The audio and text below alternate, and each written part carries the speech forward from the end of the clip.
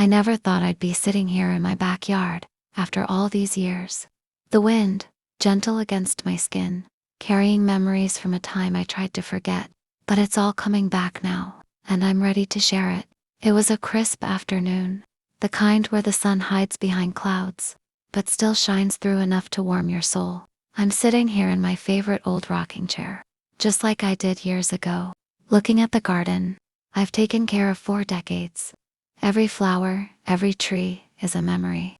But there's one memory that stands out more than the others. The one that's never truly left me. It's about him. He was my first love, my forever love, or so I thought. His name was Jack. He was my world back then, and in a way, he still is. When we first met, it was like fate had written our story in the stars. We were inseparable. Everyone could see it. We made plans, dreams. We thought we would grow old together, never imagining that the path we were walking would one day break in two. I remember the day the cracks started showing. It wasn't anything big at first, just a few small changes. He wasn't home when he said he would be. His laugh, once so warm, started sounding distant, and I was left wondering, was it me? Was I enough? But, no, it wasn't me. It was him. He was drifting, and I could feel it. I had to face the truth, even if it meant losing everything I thought I knew. And that's when the real test began. It was love, yes, but it was also more than that. It was about holding on when everything around you wants to pull you apart. So here I am, 60-something years later, looking at the place where it all started, where we laughed, cried, built a life together. And now, I'm left to ask myself, what happens when love isn't enough anymore? I'm not here to say I have all the answers. But I know this. Sometimes, you don't have a choice but to fight for what you love. And sometimes, you have to decide if it's worth fighting for. I couldn't shake the feeling that something was slipping through my fingers, something I couldn't control. It was late one evening when I first realized Jack wasn't coming back to me the way he once had.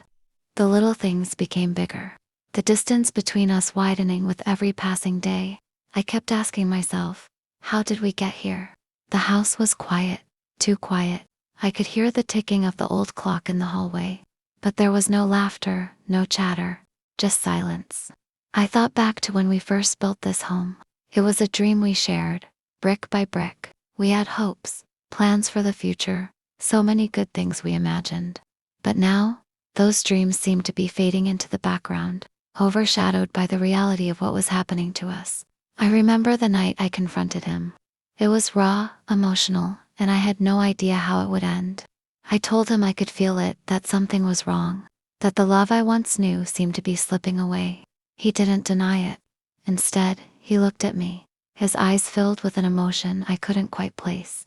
It wasn't anger. It wasn't even guilt. It was a mix of sadness and resignation. "We've changed, Marlene," he said, "and I don't know how to fix it." Those words hit me like a ton of bricks. I had been holding on to something that no longer existed. The life we had once built seemed to have vanished, piece by piece, like sand slipping through my fingers. And in that moment, I made a choice. I had to decide, could I fight for us, or was it time to let go? Letting go wasn't easy. In fact, it felt like tearing apart a part of me that I wasn't sure I could live without. But I realized something's love isn't about holding on when you can't breathe. Sometimes, love is knowing when to let go. That night, I sat in my rocking chair, staring at the garden, and asked myself, what's next? I knew I couldn't stay in the past, trapped in a love that no longer felt the same. But the thought of moving forward, without him, felt like stepping into the unknown. Could I build a new life for myself? Could I find peace, even if I had to walk away from everything I once knew? This was the choice I had to make, and it was harder than anything I'd ever faced. The hardest part wasn't walking away. It was learning how to walk forward, with nothing but memories and hope in my heart. The days after that conversation were a blur. I spent hours sitting in the garden, trying to make sense of the emotions that swirled within me. I didn't want to leave. I didn't want to give up on the love we had. But sometimes, love isn't enough to fix what's broken. It took me weeks to accept it. Weeks to come to terms with the fact that our love story wasn't going to have the happy ending I had once imagined. The silence in the house was deafening now. No more dinners together. No more conversations late into the night. It was just me and the empty space between us. I started spending more time with my friends, reconnecting with people I hadn't seen in years. They could see the change in me. They could see that I was carrying something heavy, something I hadn't been able to put down. I told them what had happened, and they listened, offering comfort. But I couldn't help but feel like they didn't truly understand. How could they? They hadn't lived this life with me. But as I sat there, surrounded by their kind words and encouragement, I realized something important. I was stronger than I thought. I had spent so much time defining myself by my relationship with Jack that I forgot who I was without him. I had to learn to be me again. I had to rediscover the woman I had been before Jack, the woman who loved fiercely, but didn't need to lose herself in someone else's world. And so, I began to rebuild. It wasn't easy. There were days when the pain felt unbearable. But there were other days. Days when I felt a flicker of hope, a tiny spark that told me I was going to be okay. I started painting again. Something I hadn't done in years. The colors, the brush strokes, they were a way to express what I couldn't put into words. And slowly, very slowly, the fog began to lift. It wasn't gone completely, but it was starting to clear, just enough for me to see a new path ahead. Jack's absence didn't hurt quite as much anymore. I wasn't numb, but I was learning how to live without him. It wasn't easy, and there were moments when I still felt lost. But with each passing day, I felt a little more like myself again. The struggle was far from over, but I was beginning to understand something crucial. Healing isn't linear. Some days would be harder than others, but that didn't mean I wasn't moving forward. Somewhere between the pain and the healing, I found a version of myself I never thought I'd meet. It's funny how life works, isn't it? One minute, you're broken, unsure if you'll ever be whole again.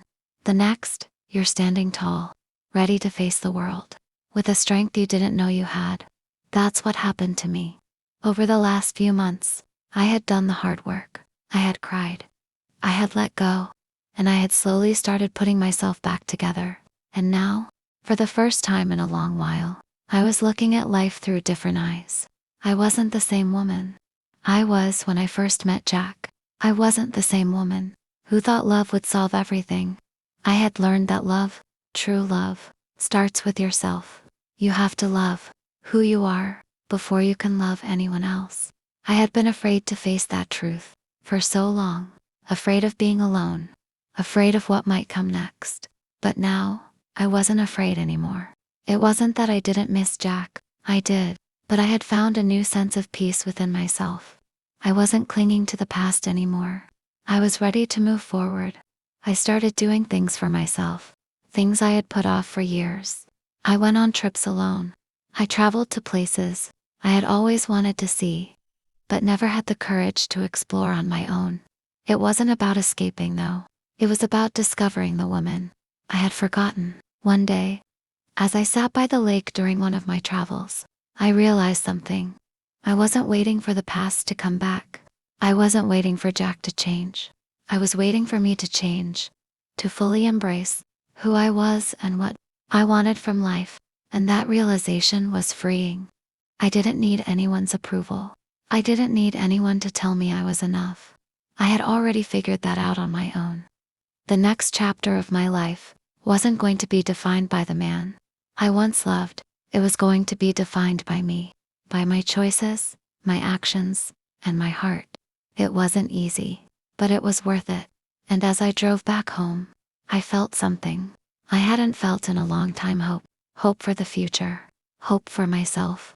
I learned that the heart isn't a broken thing, it's a resilient thing, capable of healing, loving, and growing again. It's been a while now, and the past seems distant. I still think about Jack, of course. I still remember the moments we shared.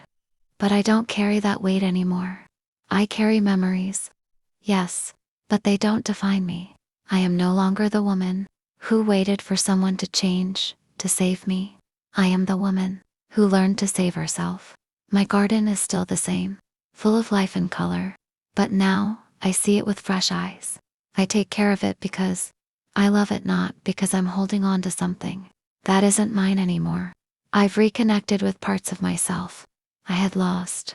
I've rediscovered passions, friends, and dreams I had put aside for far too long. And you know what? I'm proud of the woman I've become. For the first time in years, I can look in the mirror and see someone strong, someone who has survived the storms, learned from them, and is now standing taller than ever. It wasn't easy. It was messy, painful, and at times, unbearable. But it was real. It was my journey. And now, as I sit here, in my backyard, looking at the garden I've nurtured for so long, I realize something important. You don't have to hold on to the past to build a future. Sometimes, you just have to let go, trust the process, and know that you are enough. I've learned that love isn't about holding on to something that's slipping away. It's about finding the strength to let go. And in doing so, discovering a new kind of love, a love for yourself. So, here I am, and I'm okay. More than okay. I'm living, and that's enough.